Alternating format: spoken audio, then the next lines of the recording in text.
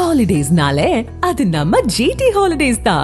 GT Holidays, South India's #1 travel brand. You know you are special when you're with GT Holidays. இப்போது புதிய அறிமுகம் ஆச்சி hotel sambar 50 gram ரூபாய் 20 மட்டுமே. அம்பேத்கர் தொடர்பான புத்தக வெளியீட்டு விழாவில் விஜய் பங்கேற்கிறார். திமுக மிரட்டியதின் பேரில் தான் திருமாவளவன் பங்கேற்கல அப்படின்னு ஒரு சில கருத்துகள் வெளியிடப்படுகின்றன. முதல்ல திருமாவளவன் சம்மதித்திருப்பார் அப்படின்னு தான் நான் நம்புறேன். அதுக்கப்புறம் இப்போ பங்கேற்கவில்லை. ஏன்னா விகடன்கிறது ரொம்ப பாரம்பரியமான ஒரு நிறுவனம். அது ஒரு மிக முக்கியமான தலைவர் அதில் பங்கேற்கிறார் அப்படின்னு தகவல் பரப்பப்பட்டதே திருமாவளவன் சம்மதம் இல்லாமல் சொல்லியிருக்க மாட்டார். வன்னியரசுடைய வெர்ஷன் என்னன்னா, திருமாவளவன் புறக்கணிக்கவில்லை, அந்த நூல் வெளியீட்டாளர்கள் புறக்கணித்திருக்கிறார்கள் அப்படிங்கிறது அவருடைய வெர்ஷன். திருமாவளவன் ஏன் வரலைங்கிறத சொல்றதுக்கு என்னெல்லாமோ அவர் திணறுகிறார். ஆனால் இப்படி ஒரு அறிக்கை அவர் தந்திருக்கிறார். விஜயை பற்றின அவருடைய வர்ணனை, ஒரு கையில் அரசமைப்பு சட்டத்தையும் இன்னொரு கையில் பகவத்கீதையும் எடுத்துக்கொண்டுங்கிறார். அப்படி எடுத்துக்கொண்டு அப்படி பேசக்கூடிய ஒருத்தரோட இந்த மேடையை பகிர்ந்து கொள்ள அவர் விரும்பவில்லை. விஜய் என்னைக்கு பகவத்கீதை எடுத்துட்டார் எனக்கு புரியல. விடுதலை சிறுத்தைகள் கட்சிக்குள்ளேயே ஒரு கோஷ்டி பூசல் நடந்து கொண்டிருக்கிறது. 2 துணை பொதுச் செயலாளர்கள் 2 விதமான கருத்துக்களை முன்னெடுக்கிறார்கள். ஆதவ் அர்ஜுனாவுக்கும் வன்னியரசுக்கு இடையில ஒரு மோதல் போய் கொண்டிருக்கிறது. இது போகவே கூடாது அப்படின்னு சொல்லி இழுத்து பிடிச்சிருக்கிறது வன்னியரசு. இப்போ வன்னியரசுடைய பேச்சை கேட்டு இவர் போகல அப்படின்னு இருக்காரு. திருமாவளவன் உண்மையிலே 2 பொதுச் செயலாளர்களுக்கு இடையில் மாட்டிக்கொண்டு முழிக்கிறார். போகாதன் மூலம் தவறு செய்து விட்டேன் அப்படின்னு திருமாவளவன் ஒப்புக்கொள்ளுகிறார். அதுதான் போகாத அழுத்தம் வந்தது. அந்த அழுத்தம் வன்னியரசு மூலமா வருது, அது திமுக மூலமா வரலாம். ரைட்டா? அதுதான் நான் சொல்றேன். விடுதலை சிறுத்தைகள் கட்சிக்குள்ளேயே இருக்கிற டிஎம்கே ரெப்ரசன்டேட்டிவ் வன்னியரசு. அதனால வன்னியரசு திமுக இவற்றின் அழுத்தத்தின் காரணமாக திருமாவளவன் அரசியல் தப்பு கணக்கு போட தொடங்கி இருக்கிறார். திருமாவளவனே அந்த நிகழ்ச்சிக்கு போகக்கூடாது அப்படின்னு வன்னியரசு மூலியமா திமுக தடுத்து இருக்குன்னா, திமுகக்கு ஏன் அந்த கட்டாயம்? திமுக கூட்டணி கொஞ்சம் கொஞ்சமாக கலகலத்து வருகிறது. இந்த ஒரு இமேஜ் வந்துடக்கூடாதுங்கிறதுல டிஎம்கே ரொம்ப தெளிவா இருக்கு. அதனால டிஎம்கே உண்மையிலேயே விஜயின் மூலமா தன்னுடைய கூட்டணிக்கு ஆபத்தோ என்று பயந்து இருக்கிறார். இல்ல, வன்னியரசு கட்சியில இருப்பார், நல்லா புரிஞ்சுக்கங்க, வன்னியரசு கட்சியில இருப்பார். ஆனால் அவரை கட்டுப்படுத்துகிற வேலையை அறிவாலயம் தான் மேற்கொள்ள முடியும். திருமாவளவுக்கு அவர் விஷயத்துல ரோலே கிடையாது. திருமாவளவன் வன்னியரசு மேல கைய வைக்க முடியாது. ஏன்னா டிஎம்கே கோபம் வந்துடும். வன்னியரசு மேல கைய வச்சா என்ன ஆகும்? விடுதலை சிறுத்தைகள் கட்சியை ஸ்பிளிட் ஆகலாம். வெர்டிகலா ஸ்பிளிட் ஆகும். வெர்டிகல் ஸ்பிளிட் வரும். ஆதர் நேயர்களுக்கு அன்பு வணக்கம். இந்த சிறப்பு நேர்காணலில் நம்முடன் இணைந்திருக்கிறார் மூத்த பத்திரிகையாளர் கோலால ஸ்ரீனிவாஸ் அவர்கள். வணக்கம். வணக்கம். அம்பேத்கர் தொடர்பான புத்தக வெளியீட்டு விழாவில் விஜய் பங்கேற்கிறார். விஜய் புத்தகத்தை வெளியிடுகிறார். அதுல திருமாவளவன் அவர்கள் பங்கேற்கல. இதுதான் முக்கியமான ஒரு அரசியல் களத்துல ஒரு விவாத பொருளாக மாறி இருக்கிறது. இதுல விமர்சனங்களும் எழுந்திருக்கிறது. திமுக மிரட்டி தான் திருமாவளவன் அவர்கள் அந்த விழாவில் பங்கேற்கல, நீங்க சப்போஸ் பங்கேற்றீங்கன்னா அந்த கூட்டணியில் நீங்க இருக்க மாட்டீங்க அப்படின்னு திமுக மிரட்டியதின் பேரில் தான் திருமாவளவன் பங்கேற்கல அப்படின்னு ஒரு சில கருத்துகள் வெளியிடப்படுகின்றன. உங்களுடைய பார்வை என்னதுல? அதாவது முதல்ல அது என்னங்கிறத பார்ப்போம். பேசிக்காக சில டீட்டெயில்ஸ் புரிஞ்சுப்போம். அதுக்கப்புறம் அதுக்குள்ளே இருக்கக்கூடிய இந்த இடியாப்ப சிக்கல் என்னங்கிறத பார்க்கலாம். எல்லோருக்குமான தலைவர் அம்பேத்கர் அப்படிங்கிறது புத்தகம். அந்த புத்தகத்தை விகடன் பிரசுரமும் அதே போல் வாய்ஸ் ஆஃப் காமன் அப்படிங்கிற அமைப்பும் வெளியிடுகின்றனர். அதை விஜய் வெளியிடுகிறார். முன்னாள் நீதியரசர் சந்துரு பெற்றுக்கொள்ளுகிறார். அந்த நிகழ்ச்சியில் திருமாவளவன் பங்கேற்பார். இல்லை, ஹைலைட்டு ஒரே மேடையில் விஜயும் திருமாவளவனும் பங்கேற்கிறார்கள் அப்படிங்கிறது. அப்படி அந்த செய்தி வந்தவுடனே அது பலவிதமான கற்பனைகளுக்கு கொண்டு போயிற்று. அரசியல் ரீதியாக பலவிதமான கணக்கு வழக்குகளை அரசியல் விமர்சகர்கள் முன்வைத்தார்கள். இவங்க 2 பேரும் அரசியல் ரீதியாக ஒன்று கூடுகிறார்களா, இப்படி நிறைய விஷயங்கள் போயிற்று. அப்படிப்பட்ட ஒரு சூழ்நிலையில் திடீர்னு திருமாவளவன் நான் பங்கேற்கவில்லை அப்படிங்கிற மாதிரி தகவல் சொல்லியிருக்கிறார். அவர் பங்கேற்கலை. ஏற்கனவே பங்கேற்கிறார் அப்படின்னு தகவல் பரப்பப்பட்டதே திருமாவளவன் சம்மதம் இல்லாமல் சொல்லியிருக்க மாட்டார். ஏன்னா விகடன்கிறது ரொம்ப பாரம்பரியமான ஒரு நிறுவனம். அது ஒரு மிக முக்கியமான தலைவர் அதில் பங்கேற்கிறார்னா அவருடைய சம்மதமும் ஒப்புதலும் இல்லாமல் அவர் பங்கேற்க போகிறார் அப்படிங்கிற தகவலை அவங்க சொல்லியிருக்க மாட்டாங்க. அப்படி ஒரு தகவல் கசிவதற்கான வாய்ப்பே இல்லை. அதனால முதல்ல திருமாவளவன் சம்மதித்திருப்பார் அப்படின்னு தான் நான் நம்புகிறேன். அதுக்கப்புறம் இப்போ பங்கேற்கவில்லை. ஸோ பங்கேற்கிறான்னு சொல்லப்பட்டது, இப்போ பங்கேற்கவில்லை அப்படிங்கிறது யதார்த்தமாக இருக்கிறது. இதுக்கு இடையில அந்த விடுதலை சிறுத்தைகள் கட்சியினுடைய துணை பொதுச் செயலாளர் வன்னியரசு வெளியிட்டிருக்கக்கூடிய அறிக்கை, அது ரொம்ப ரொம்ப ஒரு முக்கியமான அறிக்கை. அந்த அறிக்கையில் அவர் என்ன சொல்லுகிறார்னா, அம்பேத்கர் நூல் வெளியீட்டு நிகழ்வை என்னுடைய தலைவர் புறக்கணிக்கவில்லை. அவர் சொல்றார் அந்த அறிக்கையில், என்னுடைய தலைவர் புறக்கணிக்கவில்லை. ஒரு கையில் அரசமைப்பு சட்டத்தையும் இன்னொரு கையில் பகவத்கீதையும் வைத்துக்கொண்டு சமரச பாயசம் கிண்டுகிற ஒருவரோடு மேடையை பகிர்ந்து கொள்ள மாட்டேன் என்றுதான் என்னுடைய தலைவர் கூறியிருக்கிறார். அந்த நூல் வெளியீட்டாளர்கள் அவங்க தான் என்னுடைய தலைவரை புறக்கணித்து விட்டு பாயசத்தின் பின்னே போய் இருக்கிறார்கள், அது அவர்களது விருப்பம் அப்படின்னு அவர் சொல்லியிருக்கிறார். இப்போ வன்னியரசுடைய வெர்ஷன் என்னன்னா, திருமாவளவன் புறக்கணிக்கவில்லை, அந்த நூல் வெளியீட்டாளர்கள் புறக்கணித்திருக்கிறார்கள் அப்படிங்கிறது அவருடைய வெர்ஷன். ஓகே, இதில் அந்த நூல் வெளியீட்டாளர்கள் பற்றி குறிப்பாக விகடன்கிற பேரை சொல்லாமல் இந்த விகடன் பற்றி பல கடுமையான கருத்துகளையும் வன்னியரசு முன்வைத்திருக்கிறார். அம்பேத்கர் தந்த சட்டங்கள், விதிமுறைகள் இவற்றையெல்லாம் புறக்கணித்து விட்டு ஊடகவியலாளர்களை வேலையிலிருந்து நீக்கிய இந்த விதமான பத்திரிகைகள் இதெல்லாம் மூத்த பத்திரிகையாளர்கள் என்று சொல்லிக் கொண்டிருக்கிற சிலர் கண்டிக்காமல், ஆனால் எங்களுடைய தலைவரை பழிதூற்றி வருகிறார்கள் அப்படியெல்லாம் அவர் சொல்கிறார். சுற்றி வளைச்சு ரொம்ப கஷ்டப்படுறார். அதாவது திருமாவளவன் ஏன் வரலைங்கிறத சொல்கிறதுக்கு என்னெல்லாமோ அவர் திணறுகிறார். ஆனால் இப்படி ஒரு அறிக்கையை அவர் தந்திருக்கிறார். இதில் ரொம்ப முக்கியமாக பார்க்க வேண்டியது விஜயை பற்றின அவருடைய வர்ணனை. ஒரு கையில் அரசமைப்பு சட்டத்தையும் இன்னொரு கையில் பகவத்கீதையும் எடுத்துக்கொண்டுங்கிறார். அப்படி எடுத்துக்கொண்டு அப்படி பேசக்கூடிய ஒருத்தரோட இந்த மேடையை பகிர்ந்து கொள்ள அவர் விரும்பவில்லை. இப்போ விஜய் என்னைக்கு பகவத்கீதை எடுத்துட்டார் எனக்கு புரியலை. விஜய் பிறப்பால் ஒரு கிறிஸ்தவர். அவர் தன்னை ஜோசப் விஜய் அப்படின்னு சொல்லிக்கொள்றதுல பெருமை கொண்டவர். இதுக்கு முன்னால் மெர்சல் படம் வெற்றி அடைந்த பொழுது ஜோசப் விஜய் அப்படிங்கிற பெயர்லேயே ஒரு அறிக்கையை அவர் வெளியிட்டு இருக்கிறார். இந்த மாதிரி வெற்றி பெற வைத்த அத்தனை ரசிகர் பெருமக்களுக்கும் இந்த நன்றி அப்படின்னு சொல்கிறதுக்காக அப்படி. அதுக்கு அந்த இதனுடைய நடுவிலேயே ஜீசஸ் சேவ்ஸ் அப்படின்னு தான் அவர் பகவத்கீதை கையில் வைத்துக் கொள்கிறவராக இருந்தால் கிருஷ்ணா சேவ்ஸ்ன்னு போட்டிருக்கணும். ஜீசஸ் சேவ்ஸ் அப்படின்னு தான் அவர் போட்டிருந்தார். இல்லை, அவர் எதை குறிப்பிடுறாரு அப்படின்னா, விக்கிரவாண்டியில் விஜய் கட்சி மாநாடு நடந்தப்போ அந்த விழா மேடையில் அவருக்கு 3 புத்தகங்கள் அளிக்கப்பட்டது. பகவத்கீதை, குரான், பைபிள் 3 புத்தகம் அளிக்கப்பட்டது. நான் சொல்றேன், அதை தான் வாங்கிட்டு அவர் போனார். அப்படின்னா குரானும் வாங்கியிருக்காருல்ல. அவர் மும்மதத்துக்கு உண்டானது. அவர் என்ன பண்றாரு, எல்லா மதத்தவருக்கும் நான் பொதுவானவன். ஏன்னா அவருடைய ரசிகர்கள் கிறிஸ்தவர்கள், இஸ்லாமியர் மட்டும் இல்லை, இந்துக்களும் உண்டு இல்லை. அரசியல் வந்துட்டாரு. அரசியல் வந்ததுக்கு அப்புறம் தானே இப்போ அவர் ஜோசப் விஜய்லாம் பேர் ஓட்டுக்கல, விஜய்னு வர்றாரு. இப்போ தன்னை விஜய்னு தானே முன்னிறுத்தி கொண்டு வருகிறார். அது அப்படிங்கிறப்ப சரி, இவ்வளோ தூரம் பகவத்கீதையை வாங்கிட்டு அந்த மாநாட்டில் போனார்ல, ஏன் பிள்ளையார் சதுர்த்திக்கு வாழ்த்து சொல்லலை? அதில் திமுக தலைமை மாதிரியே ஒரு நிலைப்பாட்டை அவர் ஏன் எடுத்தார்? ஆனால் ஆயுத பூஜைக்கு வாழ்த்து சொன்னார். சரி, பிள்ளையார் இது ஏன்னா அதுக்கு அவங்க ஜஸ்டிஃபை பண்ணுறதுக்கு, அதுதான் சொல்கிறேன், ஜஸ்டிஃபை பண்ணுறதுக்கு வேற ஒரு கிரவுண்ட் இருக்குது. ஆயுத பூஜை அன்றைக்கி அது உழைப்பாளர்களுக்கானது. எந்திரங்களுக்கு பூஜை போடுவாங்க. இது நான் உழைப்பாளர்கள் பக்கம் இருக்கிறேன்னு சொல்லிக்கலாம். அதுக்காக ஆயுத பூஜைக்கு சொல்கிறது, ரைட்டா?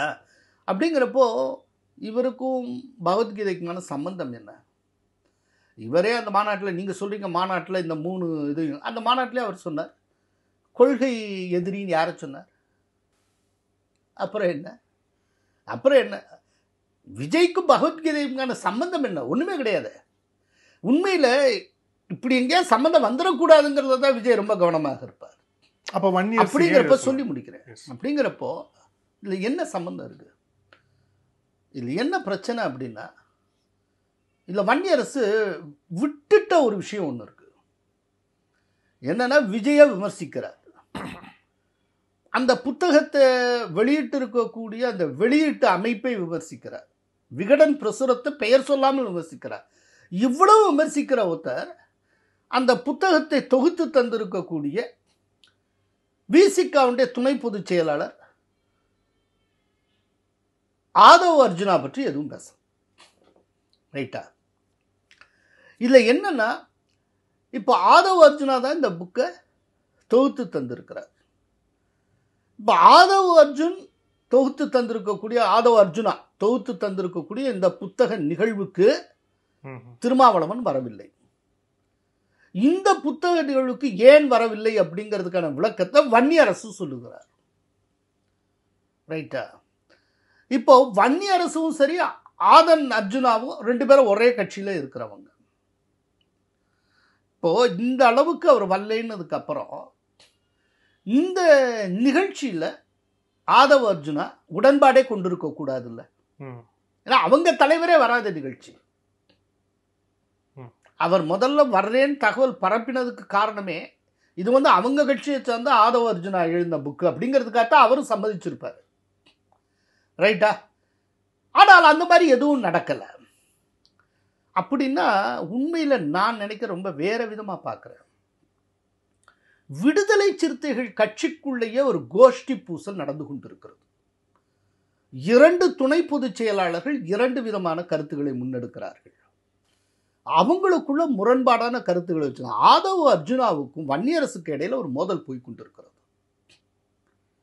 இதுல ஆரம்பத்தில் என்ன ஏதுன்னு தெரியாம எப்படியோ திருமாவளவன் வந்து ஆதவ் அர்ஜுனா பேச்சை கேட்டு முதல்ல சம்மதித்து விட்டார். இது போகவே கூடாது அப்படின்னு சொல்லி இழுத்து பிடிச்சிருக்கிறது வன்னியரசு. இப்போ வன்னியரசுல பேச்சை கேட்டு இவர் போகல அப்படின்னு இருக்காரு. ஸோ இந்த திருமாவளவன் உண்மையிலே இரண்டு பொதுச் செயலாளர்களுக்கு இடையில் மாட்டிக்கொண்டு முழிக்கிறார் அப்படின்னு நான் நினைக்கிறேன். இப்போ ஒரு உதாரணம் சொல்றேன். முன்னால விஜயா மருத்துவமனைன்னு நினைக்கிறேன், அந்த இடத்துல உடல்நல குறைவினால பாதிக்கப்பட்டு திருமாவளவன் அட்மிட் ஆகியிருந்தார். அப்போ எடப்பாடி பழனிசாமி அவரை நலம் விசாரித்தார். உடனே அதுக்கு அறிக்கை எங்கேருந்து வந்தது அப்படின்னா வன்னியரசுட்டேருந்து வந்தது. இதையெல்லாம் வைத்து கூட்டணி அது இதுன்னு யாரும் கற்பனைக்கு போக வேண்டாம், ஒரு நாள் இந்த கூட்டணியிலிருந்து வெளியே வரும், அதுக்கு இடமில்லை, வாய்ப்பே இல்லை, அப்படி இப்படி நிறைய சொல்லியிருந்தார். ஆக்சுவலாக சில நாட்கள் ஓய்வுக்கு பின்னால் திருமாவளவனே வெளியில் வந்துடுவார்.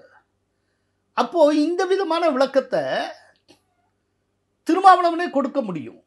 ஆனால் உடனடியாக பாஞ்சுக்கிட்டு எங்க திமுகவுடைய கூட்டணிக்கு எதிரான ஒரு கருத்து நிலை பெற்று விடுமோ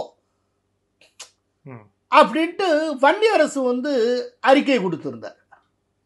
உங்களுக்கு பார்த்தீங்கன்னா எப்போதெல்லாம் விடுதலை சிறுத்தைகள் தொடர்பான ஒரு விஷயம் அது திமுகவுக்கு எதிராக போகுது அப்படிங்கிற மாதிரி வருதோ அப்பெல்லாம் வன்னியரசுடைய குரல் தான் ஒலிக்கும். அந்த இடத்துல திருமாவளவனே பேச மாட்டார்.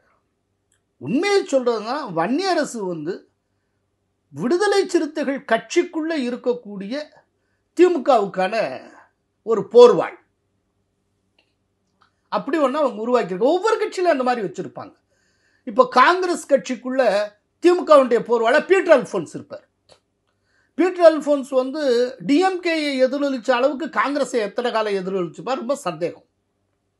இப்படி ஒவ்வொரு கட்சிக்குள்ளேயுமே திமுகவுக்கான ஒரு போர்வாள்னு ஒன்று இருக்கும். அதே போல இந்த விடுதலை சிறுத்தைகள் கட்சிக்குள்ள இருக்கக்கூடிய திமுகவின் போர்வாள் இல்லாட்டி திமுகவுடைய வாய்ஸ் அது வந்து வன்னியரசு. எப்பெல்லாம் அந்த கட்சிக்கு எதிராக அதாவது எப்பெல்லாம் அந்த விடுதலை சிறுத்தை கட்சிக்கும் திமுகவுக்கு இடையிலான உறவு தொடர்பாக சந்தேகம் எழுகிறதோ எந்தெந்த சந்தர்ப்பத்தில் அந்த டயத்தில் வன்னியரசு டக்குன்னு ஒரு வாய்ஸ் ஓவர் ஒன்று கொடுப்பார்.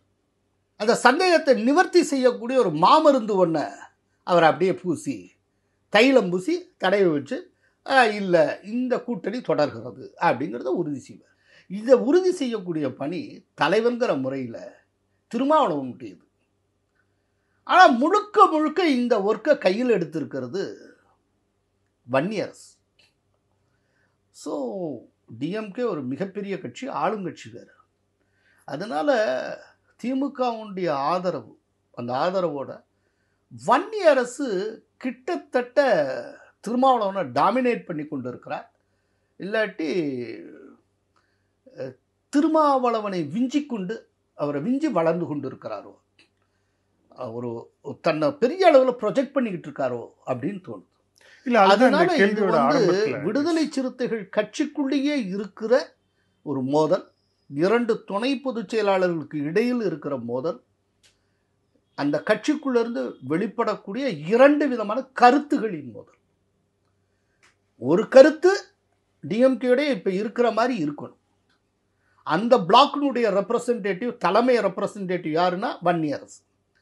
இன்னொரு குரல் இருந்தது போதும், இப்போ நம்ம வெளியில் வந்தாகணும், இதுக்கு மேலேயும் திமுகவுக்கு துணை நிற்கக்கூடாது, நாம் ஒரு முக்கியமான கட்சியாக வெளியில் வந்திருக்கோம், நம்முடைய பலம் என்னங்கிறத காட்டியாகணும், இந்த டயத்தில் ஒரு புதிய குரலாக வந்து இருக்கக்கூடிய விஜய் பக்கம் நம்ம இருக்கலாம், தப்பு இல்லை அப்படின்னு ஒரு புதுக்குரல் ஒன்று ஒலிக்குது. அதுவும் கட்சிக்குள்ளே இருந்து தான், எங்கே இருந்தோ இல்லை, அது வந்து ஆதவ அர்ஜுனா குரல். ஸோ இது முழுக்க முழுக்க விடுதலை சிறுத்தைகள் கட்சிக்குள்ளே இருக்கக்கூடிய முரண்பாட்டை காட்டுகிறது. 2 விதமான குரல்களுக்கு மத்தியில், 2 விதமான போக்குகளுக்கு மத்தியில், 2 விதமான சக்திகளுக்கு மத்தியில் திருமாவளவன் சிக்கி கொண்டிருக்கிறார்.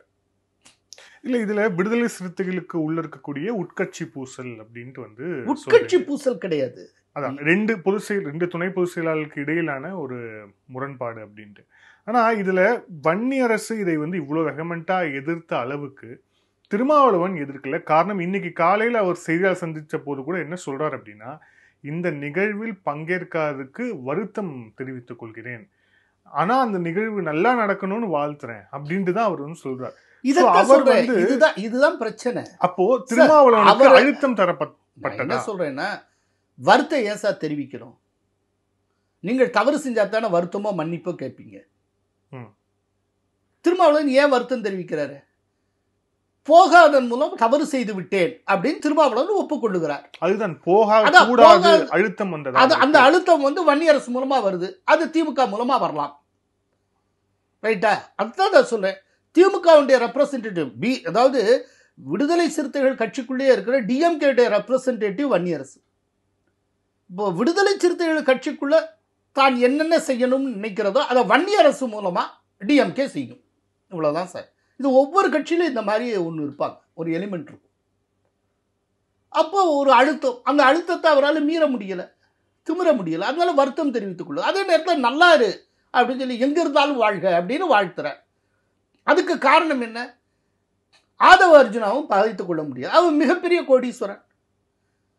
அவர் நினைச்சன்னா அடுத்த இன்னொரு மாநாட்டை அவர் நடத்தி காட்டுவார், அவர் ஒத்தர் செலவுல.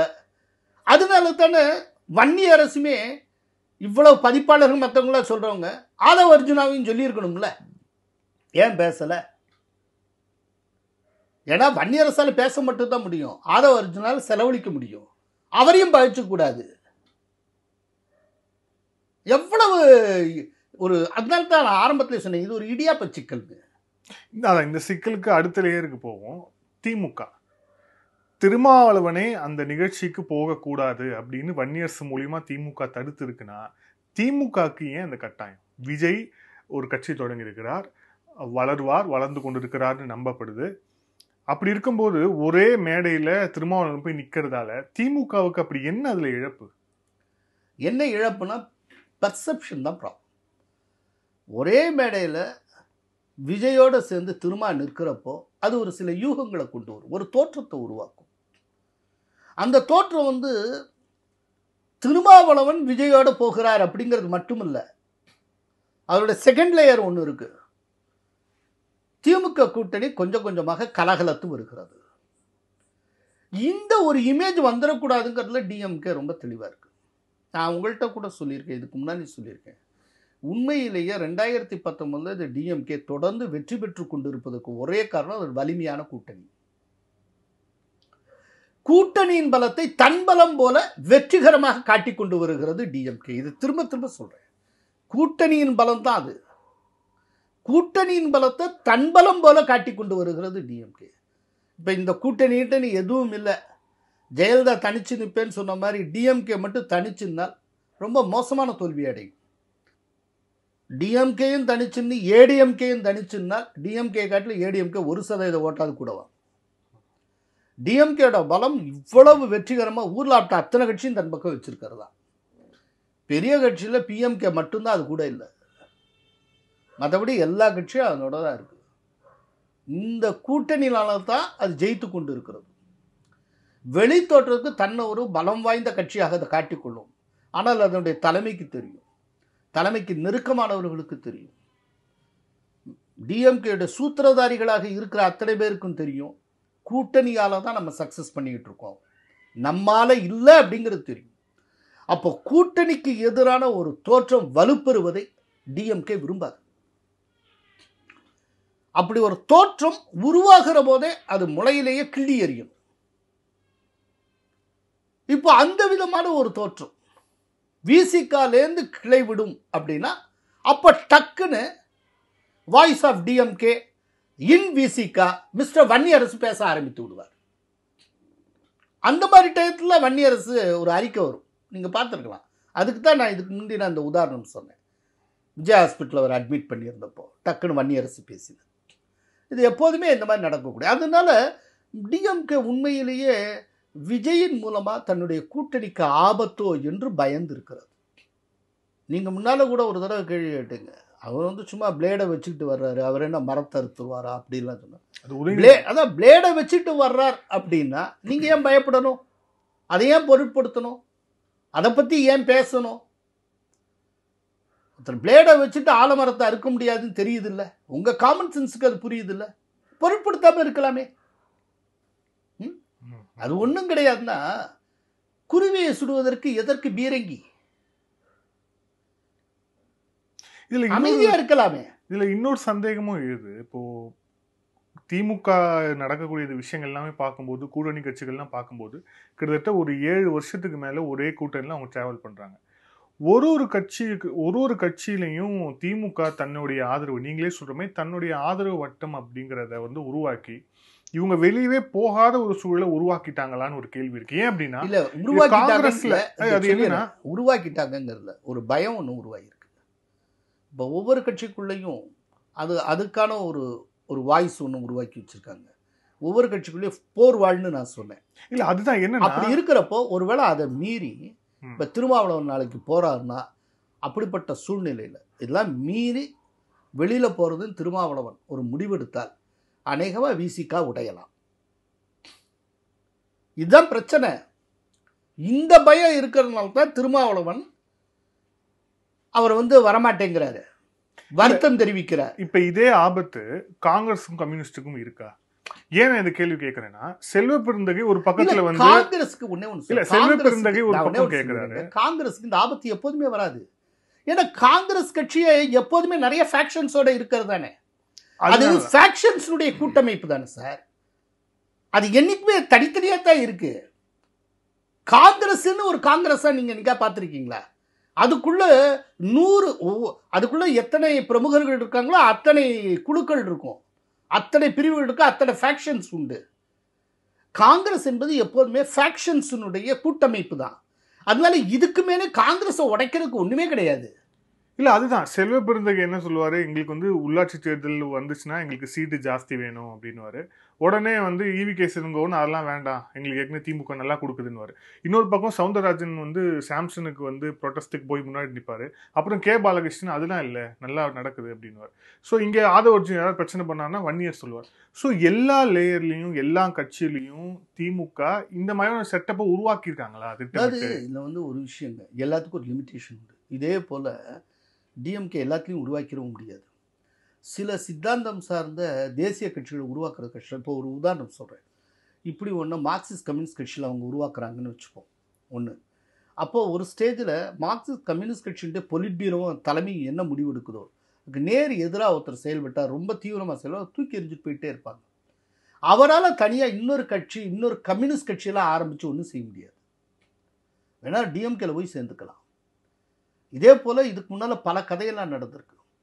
முன்னால் மாநில தலைவராக இருந்தவர் மாணிக்கம்னு பேர். அவரே அந்த கம்யூனிஸ்ட் கட்சியிலேருந்து நீக்கப்பட்டார். நீக்கப்பட்டதுக்கப்புறம் அவர் காணாமலே போயிட்டார். ஒரு இந்த விதமான ரொம்ப தீவிரமான சித்தாந்தம் சார்ந்த தேசிய கட்சிகள் இருக்குல்ல, அதில் ஒரு எல்லைக்கு மேலெலாம் நீங்கள் உங்களுக்கான ஒரு ஆட்கள்லாம் உருவாக்க முடியாது. என்னென்னா ஒரு அளவுக்கு ரெசிஸ்ட் பண்ணுவாங்க, அப்படி இல்லை அதோடு சேர்ந்து போயிடுவாங்க, இல்லாட்டா அவர் தனியாக ஒதுங்கிக்கிறார். இவ்வளவுதான் நடக்கும். மாநில கட்சிகளில் தான் இந்த வேலையெல்லாம் பார்க்க முடியும். இதில் அவங்களுக்கு சௌரியமானது காங்கிரஸ் தான் சார். காங்கிரஸில் எப்போதுமே ஒரு ப்ரோ டிஎம்கே கேம்புன்னு ஆல்ரெடி இருக்கும். நீங்கள் உருவாக்கணுங்கிற அவசியம் இல்லை. ப்ரோ ஏடிஎம்கே கேம்ப்பு கூட இருக்கும். இப்படி அது எல்லாத்துக்கும் முகம் கொடுக்கக்கூடிய பல்வேறு குரூப்ஸ் எல்லாம் இருக்கும். இது தவிர்த்து இன்னும் பலவிதமான குரூப்பிசம் இருக்கும். இதில் யார் எந்த குரூப்பை சேர்ந்தவங்கிறத ஐடென்டிஃபை பண்ணுறதுக்கு வெளியிலேருந்து வர்றவங்களுக்கு கொஞ்சம் கஷ்டமாக இருக்கும். நிறைய அதில் குழுக்கள் இருக்கும், ஃபேக்ஷன்ஸ் இருக்கும். அதனால காங்கிரஸ் என்பதே ஒரு ஆர்கனைசேஷன் ஆஃப் ஃபேக்ஷன்ஸ் தான். அதில் இதுக்கு மேலேயும் காங்கிரஸில் உடைக்கிறதுக்கு ஒன்றுமே இல்லை, முடியாது. இதில் இன்னொரு விஷயம், இந்த கூட்டத்தில் திருமாவளவன் அவர்கள் பங்கேற்கல அப்படிங்கிற ஒரு விஷயம் இருந்தாலும் கூட, ஆதவ் அர்ஜுன் திருமாவளவன் விலகினா கூட ஆதவ் அர்ஜுனும் அதுலேருந்து விலகலை. அந்த ஃபங்க்ஷனோட தான் அப்படியே தான் அதில் ஸ்டிக் ஆன் பண்ணி அப்படியே இருக்கார் அப்படிங்கிறத பார்க்குறோம். திருமாவளவன் அவர்கள் ஒருவேளை விஜய்க்கு நம்மளுடைய வாக்குகள், அதாவது அவர் சார்ந்த அந்த சமூக இளைஞர்கள் அவர் பின்னாடி போயிடுவாங்களோ, நம்ம அதுக்கு நாமளே வழிவகை செய்கிற மாதிரி ஆயிடுமோ அப்படிங்கிற ஒரு பயம் இருக்குமா? ஏன் அப்படின்னா, ரொம்ப சமீபத்தில் ஒரு செய்தியும் வந்தது, இதே விக்கிரவாண்டியில் இல்லை வட மாவட்டத்தில் ஏதோ ஒரு தொகுதியில் விஜய் போட்டியிடக்கூடும், வட மாவட்டத்தில் விஜய் போட்டியிடக்கூடும், விஜயகாந்த் ஒரு பாணியிலேயே வட மாவட்டங்களில் ஏதோ ஒன்று தொகுதியில் போட்டியிடக்கூடும் அப்படிங்கிற தகவலும் வந்தது. அப்படிங்கிறதால நாமளே விஜய்க்கு அப்படி ஒரு பிளாட்ஃபார்ம் நம்ம அமைச்சு கொடுத்துருவோமோ, நம்மளுடைய ஓட் பேங்க்லேருந்து எடுத்துக்கிறதுக்கு இருக்குமோ அப்படின்னு திருமாவளவன் யோசிக்க கூடுமா? இப்போ திருமாவளவன் போகலன்னா விஜய்க்கு அந்த சப்போர்ட் பேஸே இல்லாமல் போயிருமா? இப்போ திருமாவளவன் இதில் பங்கேற்கலை சார். இப்போது இன்றைக்கி அவர் பங்கேற்கலை. ஸோ இனிமேல் வட மாவட்டத்தில் விஜய் ஒன்றுமே செயல்பட முடியாதா? அந்த விஜயனுடைய அந்த கோர் ரசிகர்கள், குறிப்பாக அந்த தலித் சமூகத்தை சார்ந்தவர்கள், குறிப்பாக திருமாவளவனுடைய சமூகத்தை சார்ந்த யார் வரமாட்டாங்கன்னு அர்த்தமா? இப்படியெல்லாம் நீங்கள் போகாமல் இருக்கிறது மூலமாக அதை தடுத்து நிறுத்த முடியுமாங்க? இது ரொம்ப ஒரு சைல்டிஷான ஒரு விஷயம் நான் நினைக்கிறேன். அப்படிலாம் அதுதான் திருமாவளவனுடைய நோக்கமாக இருந்தால் அதெல்லாம் ஒன்றுமே ஆகாது. ஒரு விஷயங்க, அதாவது விக்கிரவாண்டியில் மாநாடு நடக்குது, விஜயினுடைய மாநாடு நடக்குது. வந்திருக்குங்க பெரும்பாலும் வட மாவட்டங்கள்லேருந்து வந்த ஒரு குறிப்பிட்ட தலித் சமூக மக்கள், அது குறிப்பாக இளைஞர்கள் குவிஞ்சிருக்காங்க. அதை பார்த்துட்டு ஒரு நிருபர் கேட்குறாரு, இது விஜய் மாநாடா விடுதலை சிறுத்தைகள் மாநாடா அப்படின்னு. அந்த அளவுக்கு ஒரு பெரிய ஆதரவு அந்த சமூகத்து மக்கள் மத்தியில் விஜய்க்கு இருக்குது. ஆமாம், அப்படிங்கிறப்போ இவர் போகாமல் இருக்கிற மூலமாக அந்த ஆதரவை எப்படி தடுத்துட முடியும்? ஆக்சுவலாக போகிறது தான் புத்திசாலித்தனமாக இருந்திருக்கும். அப்படி போய் அவங்க கூடவே ட்ராவல் பண்ணுறது மூலமாக தன்னை விட்டு போகக்கூடிய வாக்குகளை திரும்ப தன் பக்கமே கொண்டு வர முடியும். நீங்கள் எதிர்நீச்சல் போடுறப்ப தான் நீங்கள் காணாமல் போவீங்க. அதனால் வன்னி அரசு, திமுக இவற்றின் அழுத்தத்தின் காரணமாக திருமாவளவன் அரசியல் தப்பு கணக்கு போட தொடங்கி இருக்கிறார். அப்படித்தான் நான் பார்க்குறேன். இதில் இப்போது திருமாவளவன் அவர்கள் எவ்வளோ இந்த ஃபங்க்ஷனில் பங்கேற்கலை அப்படிங்கிற விமர்சனமோ, ஆதவ் அர்ஜுன் அவருக்கு அவர் ஒரு திமுக ஒரு கம்பெனிக்கு ஒர்க் பண்ணி, பெண்ணுங்கிற ஒரு நிறுவனத்தில் ஒரு முக்கியமான பொறுப்பில் இருந்துட்டு ஒர்க் பண்ணிட்டு வராரு. அவர் விடுதலை சிறுத்தைகளை வராரு. 24 நாடாளுமன்ற தேர்தலில் அவருக்கும் சேர்த்து தான் திமுக சீட்டு கேட்குது. ஆனால் 2 சீட்டோட திமுக அவர் அப்படியே திமுக விசிகாவே அப்படியே கண்டெயின் பண்ணுறாங்க. அவருக்கு ஒரு பொலிட்டிக்கல் ஆம்பிஷன் இருக்குது. அவர் விஜயை நோக்கி நகர்றாரு. விஜய் கொஞ்சம் க்ளோஸாக போகிறாரு. அவர் கூப்பிட்ற விழாவுக்கு விஜய் வராரு. விசிகா ஆனால் சமீப நாட்களாக ஆதவ் அர்ஜுனுடைய சொந்த கருத்து, அதுக்கும் எங்களுக்கும் சம்மந்தம் இல்லைங்கிற ஸ்டேஜில் போகிறாங்க. இப்போ ஆதவ் அர்ஜுன் வேற மாதிரி யோசிக்க கூடுமா? அதுக்கு எதுவும் வாய்ப்பு இருக்காது? ஏங்க ஆதவ் அர்ஜுன் ஏங்க வேற விதமாக யோசிக்கணும்? ஆதவ் அர்ஜுன்கிற இன்னைக்கு வரைக்கும் ஒரு கவனிக்கத்தக்க இண்டிவிஜுவல் தானுங்க. அவர் தொடர்ந்து சொந்த கருத்தையே சொல்லிகிட்டு இருக்காரு. கட்சி கருத்தையே ஒன்றும் பிரதிபலிக்கலை. தொடர்ந்து கட்சிக்கு எதிராகவே பேசி வருகிறார். விடுதலை சிறுத்தைகள் கட்சியில நீங்க அவர் நீக்க வேண்டியது தானே? ஏன் உங்களால் நீக்க முடியல? நீக்க முடியாதா? ஏன் முடியல? திருமாவளவனுக்கு ஆதவ் அர்ஜுன் தேவைப்படுகிறார். ஏன் நீக்க முடியல? அவர் ஏதாவது முடிவெடுக்கிறதா இருக்கட்டுங்க, திருமாவளவன் ஒரு முடிவெடுக்க வேண்டியது தானே? அது ஏன் எடுக்க மாட்டேங்கிறாரு? அப்பனா ஆதவ் அர்ஜுன் தேவைப்படுகிறார் இல்லையா? இன்னொன்று நீங்க சொன்னீங்க, பெண்ல இருந்தாரு, அங்க பெண் யாரோடது? சபரீசன். அங்க இருந்தாரு, அங்கிருந்து வெளியில வந்திருக்காரு. கரெக்டா அவர் இங்க வந்துட்டு இங்க அவர் எம்பி சீட்டு கேட்டா டிஎம்கே தலைமை அதுக்கு மறுக்குது. அப்படின்னா எங்க யார் யாருக்கு இடையில இருக்கக்கூடிய பிரச்சனை இங்க வரைக்கும் வேறு விட்டுருக்குன்னு பாருங்க.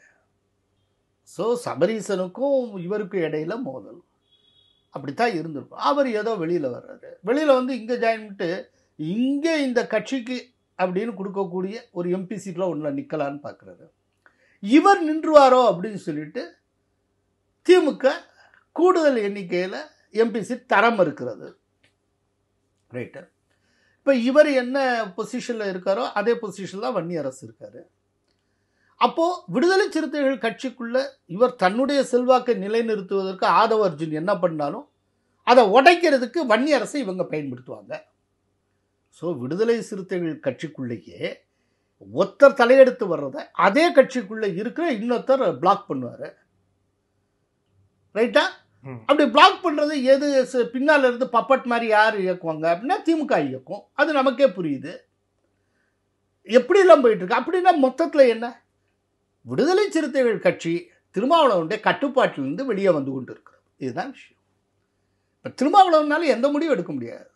அப்படி ஒரு முடிவு எடுத்து அந்த பாருங்க, அப்படி ஒரு முடிவு எடுத்து ஆதவ் அர்ஜுன் அவர் தவறு செஞ்சுட்டான்னு நினைச்சிருந்தால் ஒன்றும் இல்லைங்க, அவ்வளோலாம் வேண்டாங்க. வன்னியரசோட அறிக்கையை பாருங்க. வன்னியரசுடைய அறிக்கையில் கடுமையாக சாடுறாரு. இவ்வளோ சாடலுக்கும் யார் காரணம்? எந்த புத்தகம் காரணம்? அந்த புத்தகத்தை தொகுத்தவர் யாரு? ரைட்டா? அப்படிங்கிறப்போ அவர் எதுக்கு தொடர்ந்து ஏதோ சர்ச்சைக்குரிய விஷயமாவே பண்ணிட்டு இருக்காரு. தந்தி டிவியில் இவங்க அசோக் வர்ஷனுக்கு கொடுத்த இன்டர்வியூவில் ஆதவ் அர்ஜுன் சர்ச்சைக்குரிய விதத்தில் பேசினார். ஆட்சியில் பங்குங்கிறதுலாம் பேசியிருக்காரு. இவர் ஏதோடு பேசிட்டு இருக்கிறதுக்கு இவங்க விளக்கம் சொல்லிக்கிட்டே இருக்க வேண்டியிருக்கு. பேசாம அவர் வெளியேற்ற வேண்டியதானே? எங்க திருமாவளவனை செய்ய சொல்லுங்க பார்ப்போம். ஏன் சார் முடியல? அதான் நான் ஆரம்பத்திலே சொன்னேன், விடுதலை சிறுத்தைகள் கட்சிக்குள்ளேயே இரண்டு முரண்பட்ட சக்திகள் தீவிரமாக இயங்கி கொண்டு இருக்கின்றன. ரைட்டா? இதில் திருமாவளவன் மாட்டிக்கொண்டு இருக்கிறார். இதில் உண்மையான விஷயம் என்னன்னா, திருமாவளவனுடைய அந்த அந்த கட்டுப்பாட்டிலிருந்து இல்லாட்டி அவருடைய கையை மீறி போய்கொண்டு இருக்கு, திருமாவளவனின் கையை மீறி போய்கொண்டு இருக்கிறது விடுதலை சிறுத்தைகள் கட்சி. இல்லை, அதுதான் இப்போ வன்னியரசையும் கட்டுப்படுத்த முடியாது, ஆதவ் அர்ஜுனையும் நீக்க முடியாது. இல்லை, வன்னியரசு கட்சியில் இருப்பார், நல்லா புரிஞ்சுக்கங்க. வன்னியரசு கட்சியில் இருப்பார், ஆனால் அவரை கட்டுப்படுத்துகிற வேலையை அறிவாலயம் தான் மேற்கொள்ள முடியும். திருமாவளவுக்கு அவர் விஷயத்தில் ரோலே கிடையாது. திருமாவளவன் வன்னியரசு மேலே கையை வைக்க முடியாது, ஏன்னா டிஎம்கே கோபம் வந்துடும். இது இருக்கும் தமிழக. அதுதான் சார் சொல்றேன், இதுதாங்க சொல்றேன். அதெல்லாம் தான் அவருடைய கை மீறி போயிட்டு இருக்குன்னு. இப்போ வன்னியரசு மேல கை வைக்க முடியுமா? நீங்க ஆதவ் அர்ஜுன் மேல கை வைக்க முடிஞ்சா? இல்லை இல்லை, நேற்றுக்கு வந்து ஆதவ் அர்ஜுன் மேலேயே கை வைக்க முடியல, வன்னியரசு மேல கையை வச்சா என்ன ஆகும்? அதுதான் சொல்றேன். இப்போ வன்னியரசு மேல கையை வைக்கிறீங்க அப்படின்னாலோ, இல்லாட்டி வன்னியரசனுடைய ஸ்டேட்மெண்ட்டு அவருடைய எண்ணம் என்ன, அது எதை வெளிப்படுத்து, அதுக்கு நேர் எதிரான முடிவை நோக்கி போறீங்கன்னாலோ விடுதலை சிறுத்தைகள் கட்சியை ஸ்பிளிட் ஆகலாம். வெர்டிகலாக ஸ்பிளிட் ஆகும். வெர்டிகல் ஸ்பிளிட் வரும். இப்போ வன்னியரசு தலைமையில் தமிழக விடுதலை சிறுத்தைகள் ஏதாவது ஒன்று வரலாம், நமக்கு தெரியாது.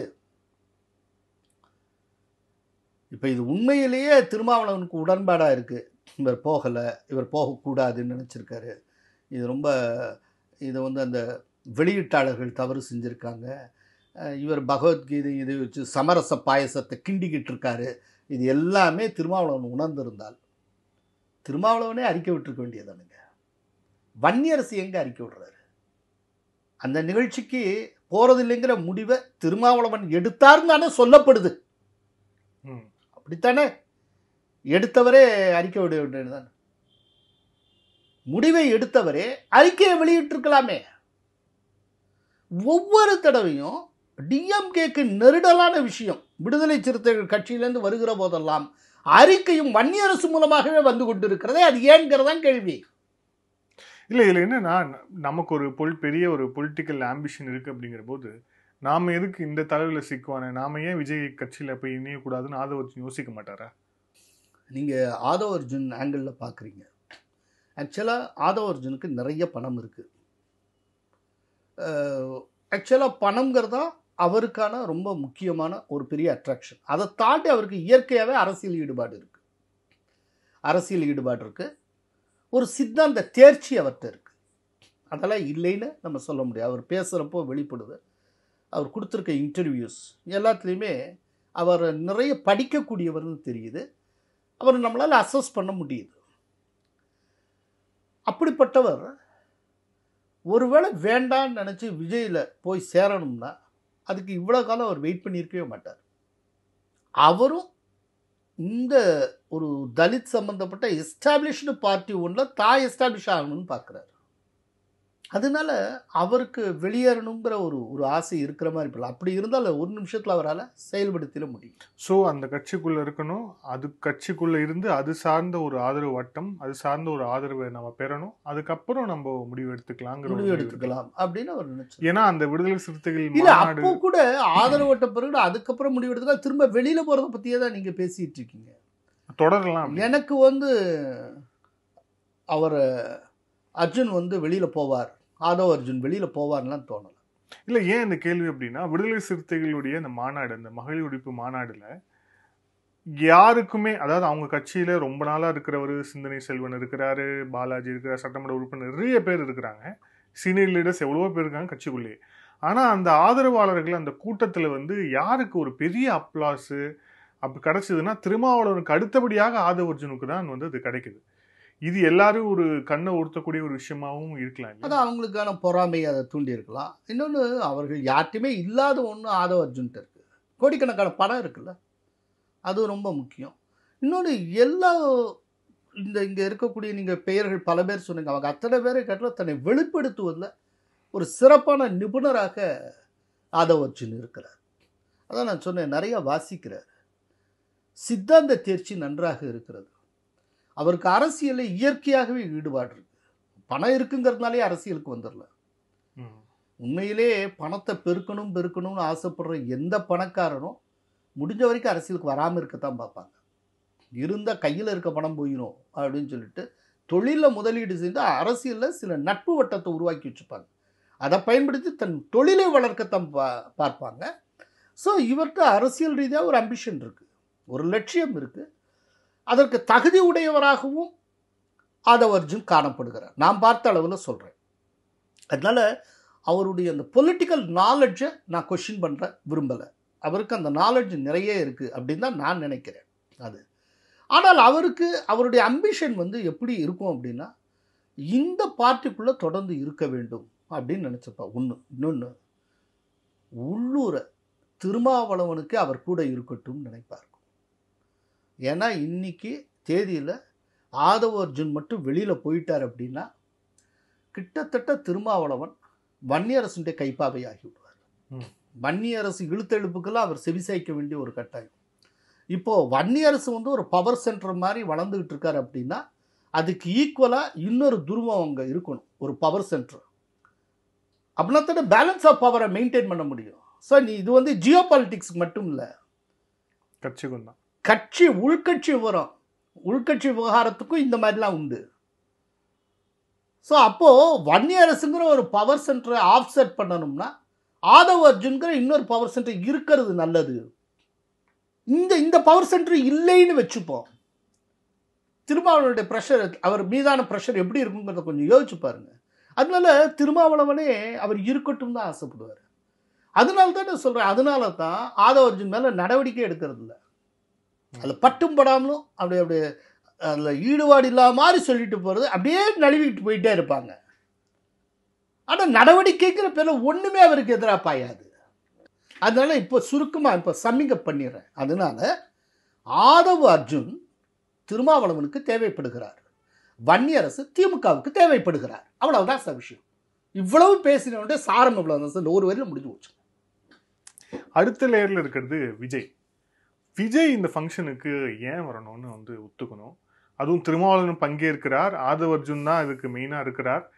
அதில் வந்து நாம் போய், ஏன்னா விஜயோடைய பப்ளிக் அப்பியரன்ஸ் வந்து ரொம்ப ரொம்ப ரேர். இப்போவே வந்து அந்த மழை வெள்ள நிவாரணத்துக்கே வந்து அவர் வந்து அவருடைய பணியூருக்கு தான் மக்களை அறிவிச்சு, அதுவே வந்து ஒர்க் ஃப்ரம் ஹோம் பொலிட்டிஷியனா அப்படிங்கிற மாதிரி விமர்சனத்தை எல்லாம் விஜய் வந்து சந்திச்சார். பப்ளிக் அப்பியரன்ஸையே ரொம்ப குறைவாக வைத்திருக்கக்கூடிய அரசியல்வாதியாக இருக்கும் விஜய் இந்த நிகழ்ச்சிக்கு ஏன் ஒப்புக்கொண்டார், வரணும்னு அவர் ஏன் நினைச்சிட்டு? அம்பேத்கர்ங்கிறது ஒரு பிம்பம், ஒரு ஐக்கா. தன்னை வந்து முற்போக்கானவனாக காட்டிக்கொள்வதற்கு, பாட்டாளி வர்க்கத்தின் நண்பனாக காட்டிக்கொள்வது, ஏழை பங்காளனாக காட்டிக்கொள்வது, தன்னை வந்து மதசார்பற்றவனாக காட்டிக்கொள்வது, இப்படியா பல்வேறு விஷயங்களுக்கான அடையாளமாக அம்பேத்கர் இருக்கிறார்.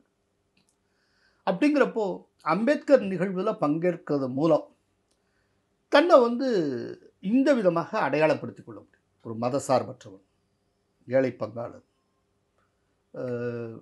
ஜாதி ஒடுக்குமுறைக்கு எதிரானவன் அப்படின்னு சொல்லிட்டு இப்படி பல கோணங்களில் தன்னை வெளிப்படுத்திக்க முடியும். புதுசாக கட்சி ஆரம்பித்திருக்கிற ஒருவருக்கு இந்த விதமான பிம்ப உருவாக்கம் தேவை. அந்த கோணத்தில் பார்த்தா விஜய் செஞ்சிருக்கு கரெக்டு. ஏன்னா அவர் இப்போ தான் கட்சி ஆரம்பிச்சார், அவருக்கு இந்த விதமான ஒரு இமேஜ் எல்லாம் வரணும், அதுக்காக அவர் வந்து போயிருக்கிறார். அதே டயத்தில் திருமாவளவன் வர்றார் அப்படின்னா கூடுதலாக ஒரு பர்செப்ஷன் கேம் ஒன்று ஸ்டார்ட் பண்ணி ஒரு விளையாட்டு விளையாடிடலாம். இப்போ என்ன ஆச்சு அப்படின்னா, திருமாவளவன் வந்தால் எந்த அளவுக்கு டாக்ஸ் அதிகமாக இருக்குமோ அதை காட்டில் அவர் வராதனால இப்போ இன்னும் டாக்ஸ் அதிகமாக இருக்கு. இப்போ இன்னும் அதிகமான ஒரு பர்செப்ஷன், வேற ஒரு விதமான பர்செப்ஷன் ஓடிக்கொண்டு இருக்கிறது. இப்போ வன்னி அரசு செஞ்சதன் மூலமாக இந்த டிஎம்கே விட்டு இவர் வெளியில் வராரோ, விஜய்கிட்டேருந்து நெருங்குறாரோ அப்படிங்கிறத அந்த அந்த டாக்ஸ் ஓயலை. அதற்கு பதிலாக இன்னும் கூர்மையாக அது பற்றின சிந்தனையும் அது பற்றின விவாதமும் முன்னெடுக்கப்பட்டு வருகின்றன. அதனால இது முன்ன காட்டில் இன்னும் தீவிரம் அடைஞ்சிருக்கு. இப்போ இதுவரைக்கும் மாதிரி ஒழுங்காக வந்திருந்தால் இவர் பக்கம் போறார், அவர் பக்கம் போறாரோட நின்றுருக்கும். இப்போ இப்படி வராமல் போய் வன்னியரசு இப்படி ஒரு அறிக்கையை விட்டு இப்போ வந்து திருமாவளவன் கட்டுப்பாட்டில் தான் விடுதலை சிறுத்தைகள் இருக்கா இல்லையா அப்படின்னு சொல்லி அந்த கட்சி அது எல்லாத்தையும் பற்றின ஒரு விவாதமாக மாறி இருக்கிறது. கட்சியினுடைய உள்வட்டம், அதுக்குள்ளே இருக்கக்கூடிய அந்த அந்த இயங்கு முறை எல்லாமே, அதுக்குள்ளே இருக்கக்கூடிய பவர் சென்டர், என்னென்னலாமோ பல்வேறு பிளாக்ஸ் எல்லாத்தையும் பற்றி இப்போ பேச வேண்டியதாக இருக்குது. இல்லை, இன்னொரு துணை கேள்வி என்ன அப்படின்னா, திருமாவளவன் அவர்கள் இந்த விழாக்கு வரல அப்படின்னு ஒரு முடிவு எடுத்த பிறகும் விஜய் வந்து அவருடைய முடிவு வந்து மாற்றிக்கல. அப்போது இந்த விழாக்கு அவருக்கு வர்றதுக்கு 3 காரணங்கள் உண்டு. ஒன்று, நீங்களே சொன்ன மாதிரி அந்த அம்பேத்கர் அப்படிங்கிற ஒரு பிம்பம், திருமாவளவன் வர்றாருன்னா ஒரு perception game, Aadhav Arjun. So அப்போ ஆதவ் அர்ஜுன் அப்படிங்கிறதும் வந்து விஜயோட கன்சிடரேஷனில் இருக்கு அப்படின்னா, அப்போ ஆதவ் அர்ஜுனை விஜய் பயன்படுத்தணும்னு நினைக்கிறாரா? நான் சொல்ல மாட்டேன், சொல்கிறேங்க. இப்போ வந்து திருமாவளவன் வல்லேனதுக்கு அப்புறமும் விஜய் வந்தார் அப்படின்னு சொல்லுங்க. அவர் ஏதோ திருமாவளவனுக்காகத்தான் அங்கே நிகழ்ச்சிக்கு வந்தார்னு நம்ம நினச்சக்கூடாது. முதல் விஷயம், விஜய் வந்து வர்றாரு, அம்பேத்கருங்கிற ஒரு பிம்பம், அது சார்ந்து தன்னுடைய அரசியல் பிம்பத்தை செதுக்கி கொள்ள முடியும். அதுக்கு ஒரு வாய்ப்பு. நூலை பெற்றுக்கொள்ள போவது முன்னாள் நீதியரசர் சந்துரு. அவர் வந்து ஒரு இடதுசாரி பார்வை கொண்ட நீதியரசர். அவர்கிட்ட தான் இவர் வந்து புக்கை கொடுக்க அவர் பெற்றுக்கொள்ள போகிறார். அப்போ இடதுசாரிகளுக்கு நெருக்கம்ங்கிறத அவர் சொல்றார். சரி, இப்போ திருமாவளவன் வல்ல அப்படிங்கிறது மூலமா விடுதலை சிறுத்தைகள் நெருங்கி வர்றாங்க அப்படிங்கிற பிம்பம் உடஞ்சிருமா அப்படின்னு கேட்டால் அது கிடையாது. ஏன்னா விடுதலை சிறுத்தைகளுடைய துணை பொதுச் செயலாளர் தான் இந்த நூலையை தொகுத்து தந்திருக்கிறார், ஆதவ் அர்ஜுன். அப்படின்னா ஆதவ் அர்ஜுனுடைய புக்கை இவர் வெளியிடுறது மூலமா விடுதலை சிறுத்தைகளோடு விஜய் நெருங்கி வருகிறார், இல்லாட்டி விஜயோடு விடுதலை சிறுத்தைகள் நெருங்கி வருகிறது அப்படிங்கிற பிம்பம் இன்னும் வலுப்படுகிறது. அதை திருமாவளவனை வச்சுதான் சாதிக்கணுங்கிற அவசியம் இல்லை. இந்த நூலுடைய தொகுப்பாசிரியரே விடுதலை சிறுத்தைகள் கட்சியோட துணை பொதுச் செயலாளர் தானுங்க.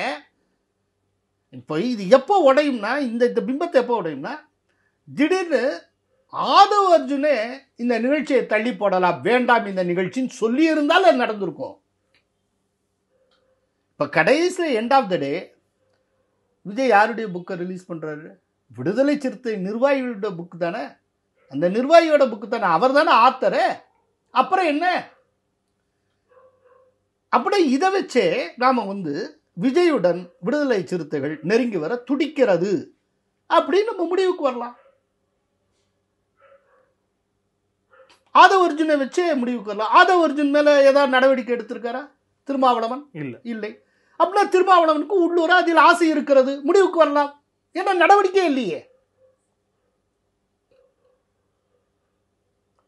இப்ப அதனாலதான் எல்லாமே கைமீறி போயிட்டு இருக்கு. அப்படிங்கிற நிலையில தான் டிஎம்கே வேண்டிய வாய்ஸாக இருக்கக்கூடிய வன்னி அரசு கடைசி நிமிஷத்துல ஒரு அறிக்கை வெளியிடுகிறார். இதுதான் விஷயம். இல்ல என்ன இருக்கு சார்? இந்த நேர்காணல் இறுதியான கேள்வி, இது எல்லாமே கட்டமைக்கப்பட்டது அப்படிங்கிறது திமுக கூட்டணி அப்படிங்கிற ஒரு விஷயத்துக்கு தான். இன்னும் ஒரு 13-14 மாதங்கள் தமிழக சட்டமன்ற தேர்தலுக்கு இருக்கு அப்படிங்கிற போது, இதுக்குள்ள இந்த காலகட்டத்துக்குள்ள இன்னும் என்ன மாதிரியான சவால்கள் திமுக கூட்டணியை நோக்கி வர இருக்கிறது விஜய் அப்படிங்கிற தோற்றத்திலையும் திமுக பிரதான சவால்ங்கிறது இப்ப இருக்கிற கூட்டணியை தக்க வைப்பது, அவ்வளவுதான், வேற ஒண்ணுமே கிடையாது.